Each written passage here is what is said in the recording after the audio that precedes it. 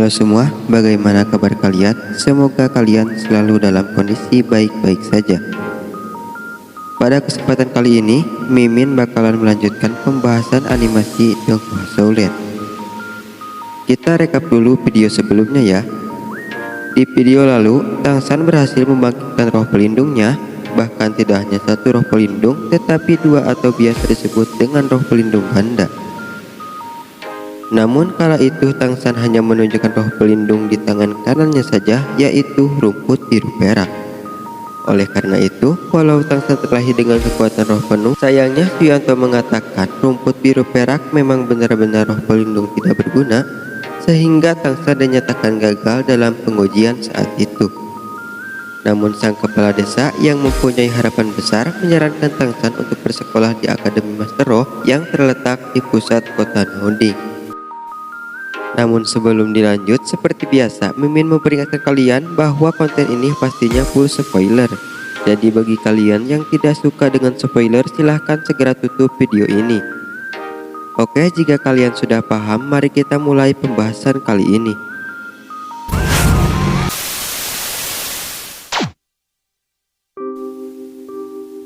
Sesampainya di rumah, Tangsan memberitahu ayahnya dan meminta izin untuk daftar di akademi tersebut yang akan dibuka 3 bulan lagi.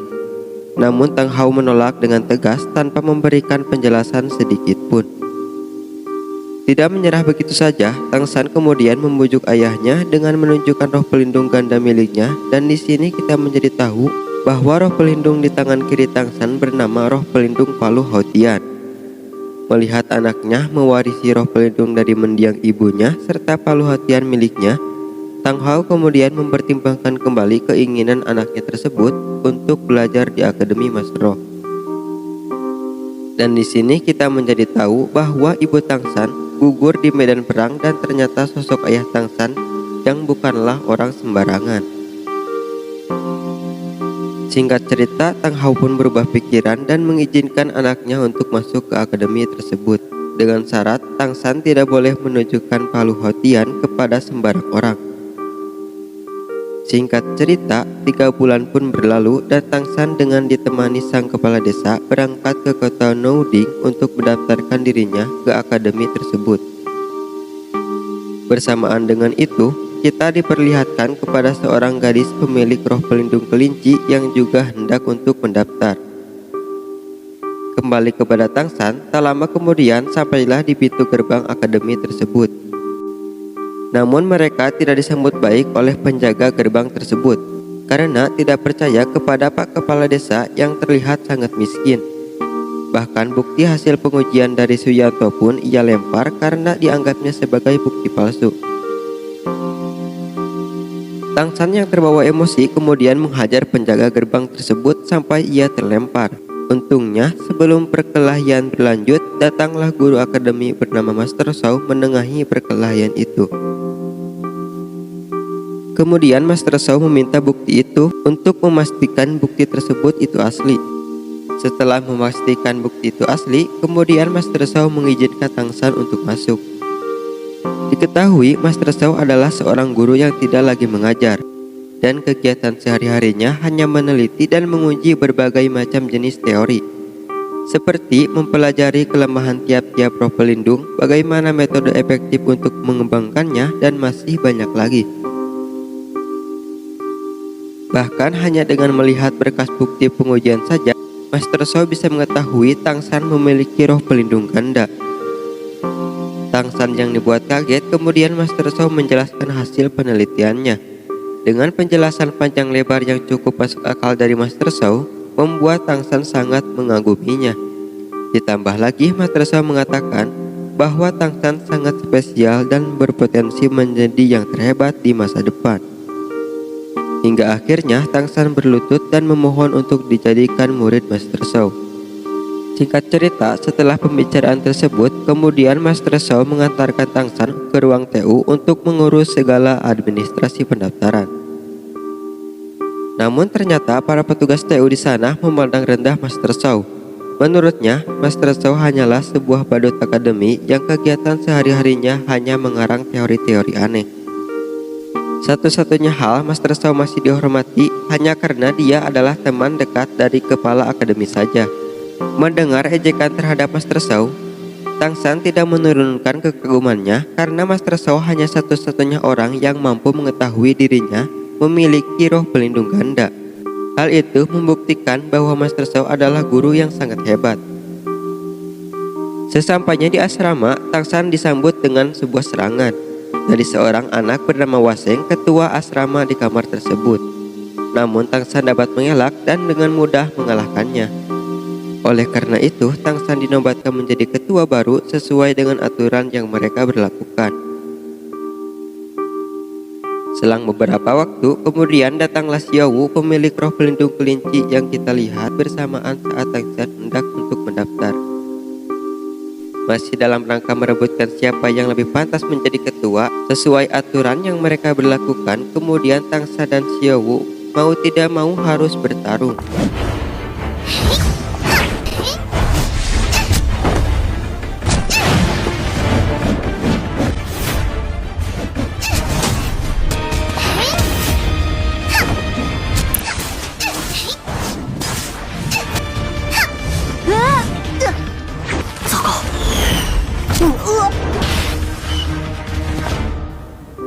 Perkelahian pun berlangsung sangat sengit. Dengan lincahnya, gadis kecil Xiao Wu bisa mengimbangi kecepatan dan kekuatan Tang San. Ia mempunyai seni bela diri unik, yaitu gerakan tubuh yang sangat fleksibel. Dalam pertarungan singkat tersebut, Tang San dibuah kalah telak dengan catatan Tang San belum mengeluarkan kekuatan sepenuhnya. Meski begitu, Tang San sangat terkesan mengingat teknik unik yang bahkan belum pernah ia lihat di kehidupan masa lalunya. Dengan kemenangan itu, Xiao Wu pun dinobatkan menjadi ketua baru dan anak laki-laki dengan sukarela menawarkan selimut mereka. Namun Xiao Wu lebih memilih selimut Tang San yang cukup besar untuk digunakan berdua. Ketika pergi ke kantin, mereka diejek oleh beberapa anak lain. Dan ternyata di akademi ini, siswa dibedakan berdasarkan status sosial. Anak orang kaya ditempatkan di asrama VIP, sedangkan asrama yang ditempati Tang San adalah kamar biasa untuk anak-anak miskin saja. Xiao Wu yang terbawa emosi kemudian ingin memulai keributan, namun untungnya dapat dicegah oleh Tang San. Setelah selesai makan, Tang San secara pribadi menemui Master Sao untuk menunjukkan roh pelindung Palu Hotian di tangan kirinya. Setelah merasa energi roh Tang San sudah cukup untuk naik level, Master Sao mengajak Tang San untuk memburu cincin roh besok. Cincin roh sendiri merupakan item spiritual yang bisa didapatkan dari membunuh binatang roh dan bisa ditambahkan setiap naik 10 level. Dijelaskan tanpa adanya cincin roh, mau berlatih bagaimanapun seorang master roh tidak akan bisa naik level. Tetapi meski begitu, Master Sao melarang Tang San untuk menambahkan cincin roh kepada roh pelindung Palu Hotian, dan ia mengatakan belum saatnya juga Tang San untuk mengetahui alasannya. Master Sao menyarankan untuk saat ini lebih baik Tang San berfokus saja kepada roh pelindung rumput biru perak.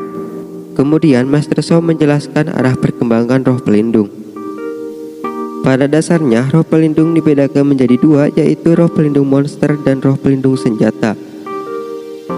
Roh pelindung monster dibentuk dari manusia dan roh pelindung yang biasa mereka sebut penyatuan roh pelindung yang sangat cocok digunakan sebagai petarung jarak dekat.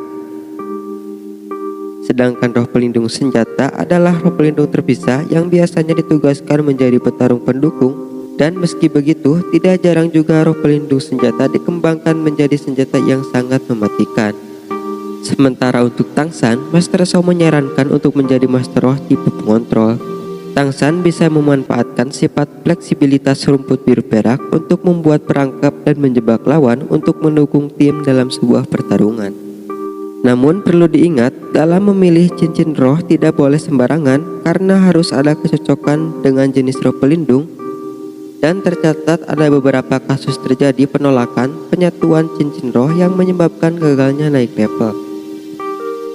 Singkat cerita, keesokan harinya mereka pun berangkat ke hutan berburu untuk berburu cincin roh.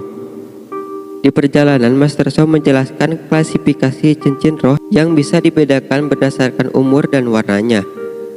warna putih 10 tahun, warna kuning 100 tahun, warna ungu 1000 tahun, warna hitam 10.000 tahun, dan warna merah 100.000 tahun. Semakin lama umur mereka, cincin roh yang dihasilkan akan semakin baik pula. Namun perlu diingat, semakin lama umur mereka, binatang roh tersebut akan semakin kuat sehingga susah untuk ditaklukkan. Bahkan tidak jarang juga seorang master roh bekerja sama untuk mengalahkan binatang roh saja. Namun perlu diingat lagi, seorang master roh dengan level rendah, tubuhnya tidak akan mampu untuk menahan kekuatan saat penyerapan cincin roh. Sehingga jika terlalu tinggi level cincin roh, bisa menyebabkan seorang master roh mati. Sebelum sampai ke tujuan, Master Shao memberikan sabuk kepada Tang San yang berfungsi untuk menyimpan barang secara praktis. Dan setibanya di kawasan hutan berburu, di sana terdapat banyak orang yang sedang merekrut tim untuk diajak bekerja sama berburu cincin roh. Namun Master Shao mengatakan jangan mempercayai siapapun di tempat seperti ini. Lagi pula sebuah tim harus memiliki chemistry yang sangat baik dan saling melengkapi, bukanlah sembarang tim yang dibuat sehari jadi. Diceritakan hutan berburu adalah wilayah balai roh pelindung sehingga dijaga ketat dan tidak sembarang orang bisa masuk. Hanya master roh yang memiliki ID card dari balai roh pelindung yang diberi izin untuk berburu saja. ID card tersebut memiliki 6 tingkatan dengan simbol-simbol yang terukir. Simbol tersebut mewakili ke-6 master roh legendaris dengan level lebih dari 90 yang diberi gelar Feng Hao dulu. Setelah lebih dalam memasuki wilayah hutan, kemudian Master Shao mengeluarkan roh pelindungnya untuk sekedar berjaga-jaga. Inilah roh pelindung Master Shao.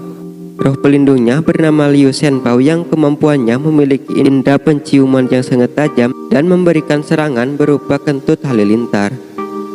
Dijelaskan roh pelindung juga bisa bermutasi. Sayangnya dalam kasus Master Shao, roh pelindungnya malah bermutasi ke level yang lebih rendah, sehingga Master Shao mentok di level 30 dan karena itulah ia sering diolok-olok di akademi. Mereka pun melanjutkan pencarian. Tak lama kemudian mereka menemukan kucing muda berumur 10 tahun. Namun Master Shao mengatakan binatang roh tersebut belum cocok untuk digabungkan dengan roh pelindung milik Tang San. Selanjutnya tanaman bambu sepi. Meski memiliki pertahanan yang sangat kokoh, namun lemah dalam menyerang sehingga belum yang terbaik untuk Tang San. Master Shao menyarankan agar Tang San menyerap cincin roh yang memiliki pertahanan kuat dan memiliki efek racun. Berburu pun berlangsung hingga malam hari. Segerombolan serigala hantu datang bermaksud menyerang mereka. Namun untungnya masih bisa diatasi dengan kentut halilintar Liu Shenpao. Namun selang beberapa waktu datanglah binatang roh kuat karena tergiur dengan aroma darah yang berceceran. Binatang roh tersebut berwujud ular mendrik yang terkenal memiliki racun yang paling mematikan dan memiliki pertahanan yang cukup kuat. Meski binatang roh tersebut sangat cocok untuk Tang San, Master Shao menyarankan untuk lari saja karena menurutnya menghadapi ular tersebut dianggapnya terlalu berbahaya. Liu Shenpao yang mencoba menghadang pun tidak luput dari amukan ular tersebut. Sehingga setelah terkena gigitan, Master Shao pun segera menariknya kembali. Tang San yang menyadari bahwa mereka tidak mungkin bisa kabur, kemudian ia memutuskan untuk menghadapi ular tersebut.